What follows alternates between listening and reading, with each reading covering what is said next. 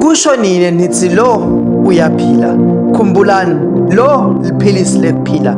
Ngisho umphefumulo songasafuni kuphefumula, yena uyaphefumulisa ngeliphimbo lakhe ade abhavumulise emahlanze la gcwele lihlaka, sengisho nenhlanga levungukela labanemona. Khumbula, lo uyaphila. Lona-ke ngumfana lomncane lohlulekako nekuthula imhla nemalanga, ubhalela kululamisa inhlitiyo leletha inhlwili kuhle kwetinhlungu letabhala tabhalelwa ebhakedeni leliphethe emagama ekwehlulela.